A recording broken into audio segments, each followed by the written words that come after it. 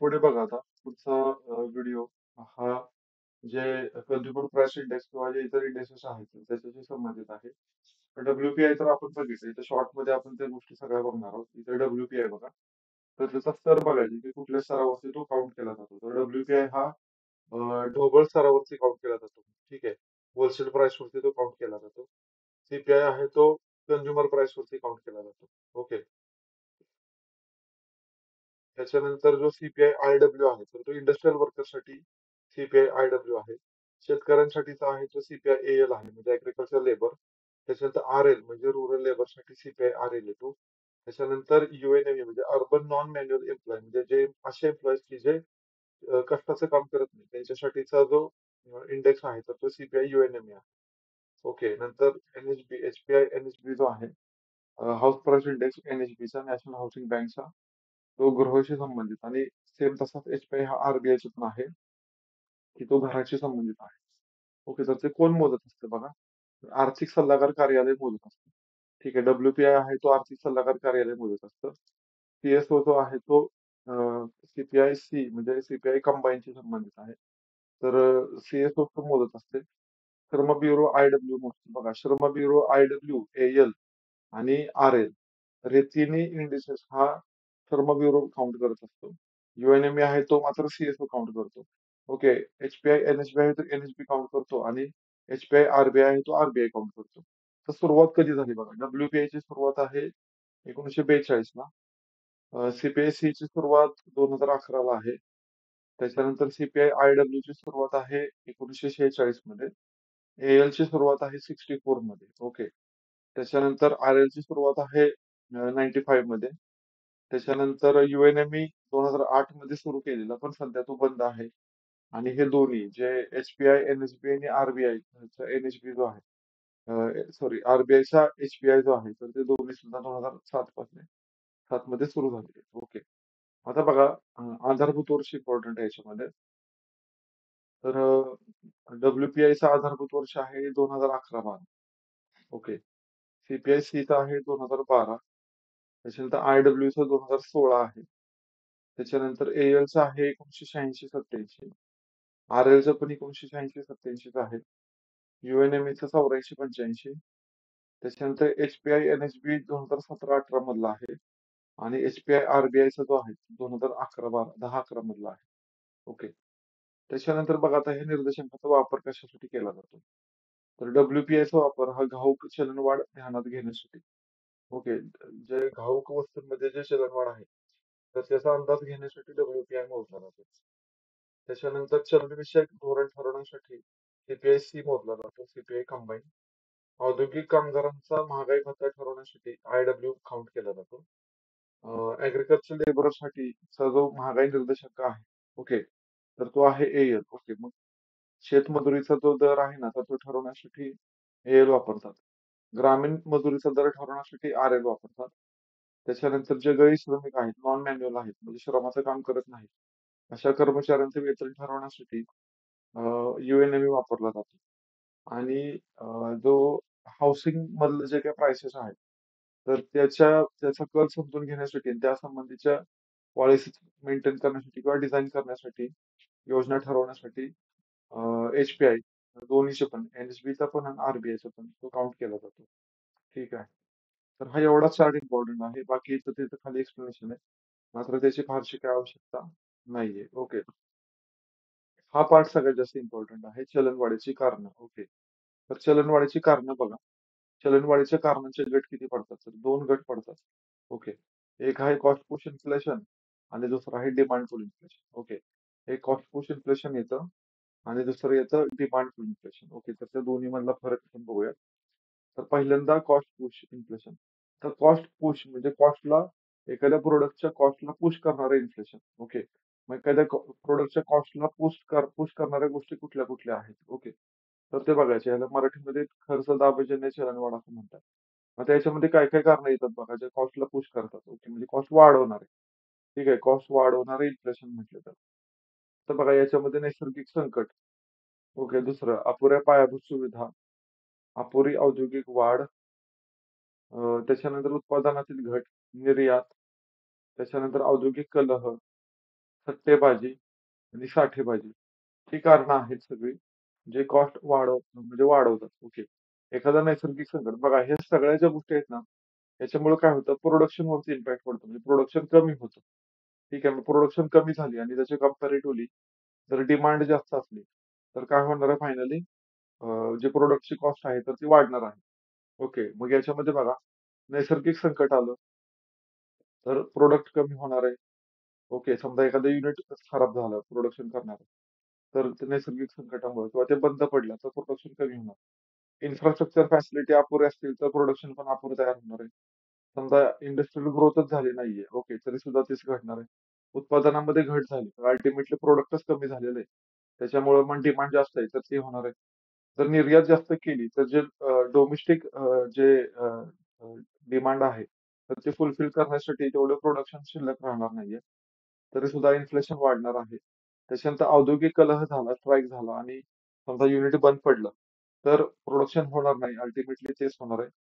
सट्टेबाजी आणि साठेबाजी केली तरी सुद्धा प्रोडक्शन वरती इम्पॅक्ट पडतो आणि प्रोडक्शनचा इम्पॅक्ट जर झाला, ओके, म्हणजे प्रोडक्शनचा सप्लाय झाला नाही प्रोडक्टचा, ठीक आहे, तर अल्टिमेटली काय होणार आहे? डिमांड जास्त राहिली तर इन्फ्लेशन वाढणार आहे. तर ह्या कारणाचा अन्य न बघा, ह्याला सप्लाय साइड रिझन म्हणतात. म्हणजे प्रोडक्टचं सप्लाय झालं नाही. तर त्यामुळं जे इन्फ्लेशन येतं किंवा प्रोडक्टचा सप्लाय कमी झाला, तर त्याच्यामुळे जे इन्फ्लेशन येतं त्याला मग हे कॉस्ट पुश इन्फ्लेशन वगैरे म्हणतात. Cost push inflation. ओके. आता त्याच्यानंतर बघा, दुसरं आहे demand pull inflation. Demand pull inflation. तर डिमांड पुल इन्फ्लेशन मध्ये काय होतं ते बघा. ओके. समजा मार्केटमध्ये सप्लाय साइड व्यवस्थित आहे. पण त्याच्या कंपॅरेटिव्हली डिमांड खूप जास्त वाढते. ओके. डिमांड खेचते जास्त वस्तू. तर अशा चलनवाढीला मागणी ताणजन्य चलनवाढ किंवा डिमांड पुल इन्फ्लेशन म्हणतात. ओके. तर मागणी ताणजन्य चलनवाढीची कारणं काय आहेत बघा. जर समजा लोकांच्या हातामध्ये पैसा वाढला, तर अल्टिमेटली लोकांची डिमांड वाढणार. ओके. तर ज्या प्रकारे लोकांच्या हातामध्ये पैसा येतो, त्या प्रकारे डिमांड वाढते आणि त्याच्यामुळे मग ते जे कारण आहे, ओके, इन्फ्लेशन होण्यामागे, तर त्याला मागणी ताणजन्य इन्फ्लेशन किंवा डिमांड पुल इन्फ्लेशन असं म्हणतात. ओके. आता याच्यामध्ये बघा खाजगी खर्चामध्ये वाढ. खाजगी खर्चामध्ये वाढ झाली. बघा ज्या प्रकारे खर्चामध्ये वाढ होते ना, तेव्हा इन्फ्लेशन वाढतं आणि डिमांड वाढत असते. दुसरा आहे सरकारी खर्चामध्ये वाढ होणे. तुटीचा अर्थ भरणं. समजा देशाचं बजेट आहे, देशाचा इन्कम आहे ₹100 आणि खर्च आहे ₹120 तर ₹20 काय करतं सरकार? तुटीचा अर्थ भरणं करतं. म्हणजेच काय तर ते कर्जाच्या रूपामध्ये ते पैसे घेतं आणि ती तूट भरून काढतं. ओके. मग हे तूट भरून काढण्यामुळे काय होतं? तर लोकांच्या हातामध्ये पैसा येतो.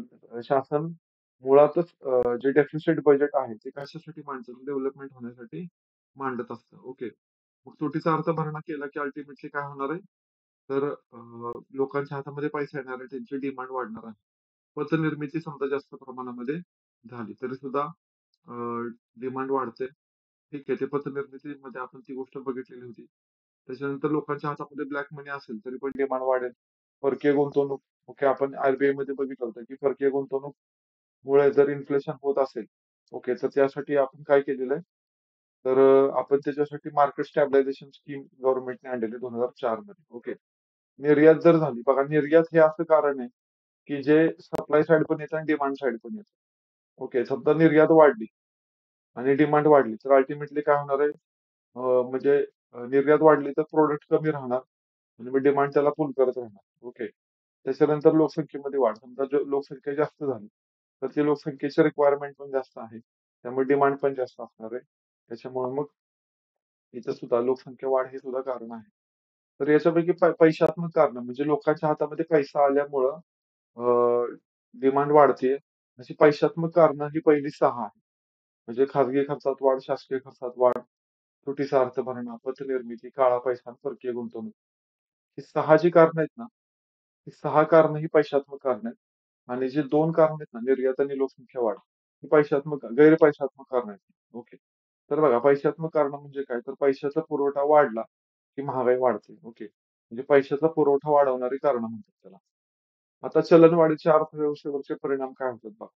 चलनवाढीचे अर्थव्यवस्थेवरचे परिणाम. तर उत्पादनाला चालना मिळते. दुसरं गोष्ट म्हणजे उद्योग क्षेत्रासाठी चांगला काळ असतो. तिसरं म्हणजे गुंतवणूक वाढते. ओके. चौथं रोजगार निर्मिती होते. त्याच्यानंतर कर वसुलीमध्ये वाढ होते. त्याच्यानंतर बचत कमी होते आणि पैशाचा पुरवठा स्थिर राहिल्यामुळे व्याजदर वाढतात. आता हे एक एक समजून घ्या. उत्पादनाला चालना मिळते. डिमांड जर जास्त असेल तर प्रोडक्शन पण जास्त होणार. ओके. गुड्स अँड सर्व्हिसेसचं. त्याच्यामुळे उत्पादनाला चालना मिळते. मग उत्पादनाला चालना भेटली की हा उद्योग क्षेत्रासाठीचा चांगला काळ असणार आहे. जर समजा अ, जर प्रोडक्शन जास्त होत असेल तर प्रॉफिट पण जास्त होणार. मग तो जास्तीचा झाल्यावर प्रॉफिट परत इन्व्हेस्ट केला जातो आणि परत प्रोडक्शन वाढवलं जातं. मग ही गुंतवणूक वाढते. ओके. प्रोडक्शन जास्त होतं. मग याचाच अर्थ काय तर ते प्रोडक्शन करण्यासाठी लेबर लागणार आहे. मग काय होतं लोकांना रोजगार मिळतो. मग आता जर उत्पादन वाढत असेल तर शासनाचा टॅक्स पण वाढतो. ओके. त्यामुळे कर वसुलीमध्ये पण वाढ होते. पण बघा चलनवाढीमध्ये काय होतं तर पैशाचं मूल्य कमी होतं. जास्त पैसे खर्च करावे लागतात. त्याच्यामुळे मग बचत कमी होते. ओके. आणि पैशाचा पुरवठा स्थिर असल्यामुळे काय होतं व्याजदर वाढतात. कारण आरबीआय पैशाचा पुरवठा बेसुमार करत नाही मध्यवर्ती बँक. ओके. मग व्याजदर वाढवते जेणेकरून लोक जास्तीत जास्त कर्ज घ्यायला डिस्करेज होतील आणि जास्तीत जास्त पैसे बँकेमध्ये ठेवण्यासाठी एनकरेज होतील. ओके. आता बघा चलनवाढ झाल्यामुळे कुटुंब व्यवस्थेवर कुठले परिणाम होतात? कुटुंब व्यवस्थेवर कोणते परिणाम होतात? तर ते बघा उत्पादकांना चलनवाढीचा फायदा मिळतो. दुसरा औद्योगिक गुंतवणुकीमध्ये पण फायदा होतो. बघा पहिले की समजून घेऊया उत्पादकांना चलनवाढीचा कसा फायदा होतो. बघा ते मगाशीच बघितलं आपण की तो उत्पादनाला चालना मिळाली की उत्पादकांना चलनवाढीला फायदा होणार. औद्योगिक गुंतवणुकीमध्ये पण फायदा होणार. ही आता गुंतवणूक वाढली की औद्योगिक गुंतवणूकदारांना पण त्याचा फायदा होतो. आता ऋणकोला फायदा होतो. ऋणको म्हणजे ते डेटर्स असतात. ओके. तर ते डेटर्सना म्हणजे जे कर्ज घेतात त्यांना याचा फायदा होतो. कारण त्याच्यामुळे पैशाची व्हॅल्यू कमी होते. त्यांना आहे तेवढंच कर्ज फेडावं लागतं. ओके. त्याच्यानंतर जे क्रेडिटर्स असतात त्यांना मात्र तोटा होतो याचा. तोटा कसा होतो? तर क्रेडिटरचे पैसे जे काही त्यांनी कर्ज दिलेलं आहे, कर्जाचं तेवढंच राहणार आहे. ओके. त्यामुळे त्यांच्या पैशाची व्हॅल्यू कमी होते. पगारदार आणि पेन्शनधारक यांना तोटा होतो. कारण का? इन्फ्लेशन जरी वाढलं तरी त्यांचा पगार तेवढाच राहतो. त्याच्यानंतर जे अनऑर्गनाइज्ड सेक्टर मधले मजूर आहेत, तर त्यांना सुद्धा चलनवाढीचा फटका बसतो. ओके. अनऑर्गनाइज्ड सेक्टर मधल्या जे म्हणजे कर्मचारी आहेत किंवा जे मजुरी आहेत, त्यांना प्रत्येक क्रिटिकल कंडिशनचा तोटाच होत असतो किंवा त्यांना त्याच्यावरती फटका बसतो किंवा वाईट परिणाम होत असतो. ओके. तर त्याच्यानंतर बघा चलनवाढीचा परकीय व्यापारावरचा परिणाम काय होतो? परकीय व्यापारावरचा परिणाम. ठीक आहे. तर चलनवाढीचा आयात निर्यातीवरील परिणाम दुसऱ्या देशातील चलनवाढीवर पण अवलंबून असतो. दुसऱ्या देशातल्या चलनवाढीवरही तो अवलंबून असतो. ठीक आहे. आता बघा चलनवाढीचा आयात किंवा निर्यातीवरचा परिणाम. आता म्हणजे फॉर एक्झाम्पल जर चलनवाढ खूप जास्त झाली, तर फॉर एक्झाम्पल भारतामध्ये चलनवाढ खूप जास्त होती. ठीक आहे. तर भारतामधल्या वस्तूंची डिमांड काय होणार आहे? कमी होणार. ठीक आहे. आणि भारताबाहेरून भारतामध्ये वस्तू मागवण्याचं प्रमाण हे वाढणार आहे कारण लोकांच्या हातामध्ये पैसा आहे. म्हणजे भारतीयांची डिमांड वाढेल. ओके. पण भारतातील वस्तूंची डिमांड कमी होईल कारण त्याचे प्राइसेस खूप जास्त असतील. मग बघा एक्सचेंज रेट म्हणजे विनिमय दर. तर ज्या देशाचा चलनवाढीचा दर जास्त असतो, त्या देशाच्या चलनाचं अवमूल्यन होतं. ओके. त्या चलनाचं काय होत असतं, तर डिव्हॅल्युएशन होतं. ठीक आहे. डेप्रिव्हेशन होत असतं. ते आपण जेवढे परकीय व्यापार चॅप्टर बघू तेव्हा त्याच्यामध्ये या गोष्टी येतील. फॉरेन ट्रेडमध्ये येतील ते सगळं. ठीक आहे. आता चलनवाढ आणि चलन घटीचे वरचे उपाय बघायचे आहेत आपल्याला. ओके. तर चलनवाढीवरचे उपाय पहिल्यांदा बघूयात. आपली इन्फ्लेशन जर झालं, तर त्याच्यावरती काय उपाय केला जाईल? तर अर्थव्यवस्थेला उपकारक असणारे चलनवाढ बघा, तर चालणारे चलनवाढ आहे. 3 ते 10% दरम्यान आहे. 3 ते 10% दरम्यान. M V is equal to P T या सूत्रानुसार कोणत्या गोष्टी कमी केल्यास चलनवाढ होते. तर M V is equal to P T आपण बघितलं तर एम म्हणजे मनी आहे आणि व्ही म्हणजे व्हेलॉसिटी आहे. ओके. तर व्हेलॉसिटी ऑफ मनी जर आपण कमी केला, हा एम-व्ही जर कमी केला. ओके. एम-व्ही म्हणजे काय? व्हेलॉसिटी ऑफ मनी किंवा मनी व्हेलॉसिटी. जर ती कमी केली तर अल्टिमेटली जे प्राइसेस ऑफ ट्रान्झॅक्शन आहे, पी म्हणजे प्राइसेस, टी म्हणजे ट्रान्झॅक्शन. हे सुद्धा अल्टिमेटली काय होणार आहे? आटोक्यात येणार आहेत. ओके. आता चलनवाढीसाठी तिहेरी उपाय केले जातात. चलनवाढीसाठी कसे उपाय केले जातील? तर तिहेरी उपाय केले जातात. आता तिहेरी उपाय काय आहेत बघा. पहिला आहे चलनविषयक उपाय, जे मध्यवर्ती बँक करते. दुसरा आहे राजकोषीय उपाय, की जे गव्हर्नमेंट करत असतं. तिसरं येतं थेट उपाय. ओके. तर ते सुद्धा गव्हर्नमेंट मार्फतच केले जातात. ओके. त्याच्यामध्ये बघा आता पहिला आहे डिमांड पुल इन्फ्लेशनवरचे उपाय. Demand pull. जर समजा डिमांड खूप जास्त झाली, ओके. डिमांड वाढली, तर डिमांड कमी केली पाहिजे. मग डिमांड कमी करण्याचे उपाय कुठले आहेत? तर ते आहेत चलनविषयक उपाय आणि राजकोषीय उपाय. चलनविषयक उपायामध्ये काय केलं जाईल? तर लोकांच्या हातामधला पैसा कमी केला जाईल. त्यांना त्यांच्या ठेवींवरती जास्त व्याज दिलं जाईल. ओके. जेणेकरून ते बँकांमध्ये पैसे ठेवायला एन्करेज होतील आणि सायमल्टेनियसली त्यांच्या कर्जावरचा व्याजदर पण वाढवला जाईल, जेणेकरून ते कर्ज घ्यायला डिस्करेज होतील. राजकोषीय उपाय म्हणजे काय? जर सरकार डिअर मनी पॉलिसी वापरेल, म्हणजे सरकार जास्त पैसे खर्च करणार नाही योजनांवरती. ठीक आहे. तुटीचा अर्थसंकल्प मांडणार नाही सरकार. मग थेट उपाय कुठे लागू पडतात बघा. थेट उपाय लागू पडतात कॉस्ट पुशमध्ये. ओके. कॉस्ट पुश इन्फ्लेशनमध्ये म्हणजे इन्फ्लेशन हे कॉस्ट बनवण्यासाठी म्हणजे सॉरी प्रोडक्ट बनवण्यासाठी जे रॉ मटेरियल वापरतात. ओके. तर ते बनवण्यासाठी जर अ, जे काही रॉ मटेरियल लागतं त्याच्या जर प्राइसेस वाढल्या, ओके. तर अल्टिमेटली ते जे काही फायनल जे प्रोडक्ट आहे तर त्याची पण कॉस्ट वाढणार. ओके. मग जे काही रॉ मटेरियल आहे तर त्याच्यात कॉस्ट कमी केल्या जातात किंवा त्याच्याशी संबंधित जे काही प्राइसेस आहेत तर ते कमी केल्या जातात. ओके. जेणेकरून जे फायनल प्रोडक्ट बनणार आहे त्याची सुद्धा कॉस्ट कमी होईल. ओके. आता याच्यामध्ये बघा काय चलनविषयक उपाय काय आहेत त्याच्यावरचे. चलनविषयक उपायामध्ये बघा, चलनवाढीच्या काळामध्ये आरबीआय डिअर मनी पॉलिसी वापरत असते. ठीक आहे. आणि परकीय गुंतवणुकीमुळे जर चलनवाढ होते, तर त्याच्यासाठी काय केलं जाईल? तर त्याच्यासाठी मार्केट स्टॅबिलायझेशन स्कीम आपण बघितलेली आरबीआय चॅप्टरमध्ये 2004 ला एमएसएस सुरू झालेली. ओके. दुसरा आहे राजकोषीय उपाय. तर राजकोषीय उपाय म्हणजे ज्याला फिस्कल रेमेडीज म्हणतो. तर त्याच्यामध्ये काय येतं? तर चलनवाढीच्या काळामध्ये सरकार काय करतं तर डिअर मनी पॉलिसी वापरतं. म्हणजे संकुचित म्हणजे नॅरो फिस्कल पॉलिसी वापरतं. ज्याच्यामध्ये सरकारचं उत्पन्न वाढतं. सरकार उत्पन्न वाढवतं आणि खर्चामध्ये कपात करतं. ठीक आहे. आता उत्पन्न वाढवण्यासाठी सरकार काय करेल? एकतर जास्त टॅक्स गोळा करेल. टॅक्सेसचा रेट सरकार जास्त लावेल आणि जे अनप्रोडक्टिव्ह खर्च जो आहे सरकारचा, अनप्रोडक्टिव्ह एक्सपेंडिचर आहे किंवा जे ग्रांट्स आहेत, तर त्याच्यावरच्या खर्चामध्ये सरकार काय करेल? कपात करेल. ओके. तर हे झालं फिस्कल म्हणजे उपाय. ओके. राजकोषीय उपाय. त्याच्यानंतर तिसरं आहे डायरेक्ट रेमेडी. डायरेक्ट रेमेडी काय आहे? किंवा थेट उपाय काय? तर ह्याच्यामध्ये एमपीपी जाहीर केली जाते. मिनिमम प्रोक्युरमेंट प्राइस जाहीर केली जाते. साठेबाजीवर आळा घातला जातो. ओके. कारण हे सगळे कशाशी संबंधित आहे? हे कॉस्ट पुशशी संबंधित आहे. म्हणजे त्याचे जे फॅक्टर्स कॉस्ट वाढवतात, ओके, ते सगळ्यावरती कंट्रोल केले जातात. त्याच्यानंतर डुअल प्राइसेस डिक्लेअर केल्या जातात. ओके. एक रेग्युलर प्राइसेस, एक रेशनिंगच्या प्राइसेस डिक्लेअर केल्या जातात. मुख्य अन्न वस्तूंची साठवणूक केली जाते. त्यांची वाहतूक केली जाते. त्यांचं विपणन, त्यांचं पॅकेजिंग केलं जातं. ओके. मार्केटिंग केलं जातं त्यांचं. त्याच्यानंतर बघा, तुटवडा असणाऱ्या वस्तूंचं देशांतर्गत उत्पादन वाढवलं जातं. ऑब्व्हियस आहे ते. बाहेरून मागवण्यापेक्षा देशामध्ये त्याचं उत्पादन केलं, तर त्याला आयात पर्यायी कर म्हणतात. ते केलं जाईल.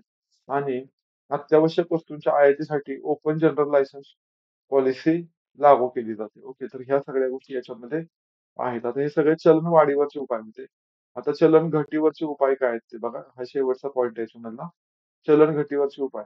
तर ज्यावेळी चलन घट होते म्हणजे डिफ्लेशन येतं, त्यावेळी आरबीआय चेक मनी पॉलिसी वापरत असते. ओके. आता बघा सरकार कुठलं राजकोषीय धोरण वापरतं? सरकार एक्सपान्शनरी फिस्कल पॉलिसी वापरतं. यामध्ये सरकार उत्पन्नात कपात करतं. ओके. आणि खर्च वाढवतं. उत्पन्नात अशी कपात केली जाते म्हणजे करांमध्ये कपात, ठीक आहे. त्याच्यानंतर करांचे दर कमी करणे ह्या गोष्टी याच्यामध्ये केले जातात. ओके. तर हे इन्फ्लेशन चॅप्टर आहे. इन्फ्लेशन चॅप्टरमध्ये एवढ्या गोष्टी आपल्याला सफिशियंट होत्या. ओके. एवढं जरी बघितलं आणि याच्यातले जे इंडेक्सेस वेगवेगळे आहेत, हे इंडेक्सेस इम्पॉर्टंट आहेत. जर पीपीआय, सीपीआय हे बघितलं इम्पॉर्टंट आहे. ओके. तर इथं आपला जो इन्फ्लेशन चॅप्टर आहे, तर तो संपलेला आहे. ओके. नेक्स्ट व्हिडिओमध्ये आपण नवीन चॅप्टर सुरू करणार आहोत. Thank so much.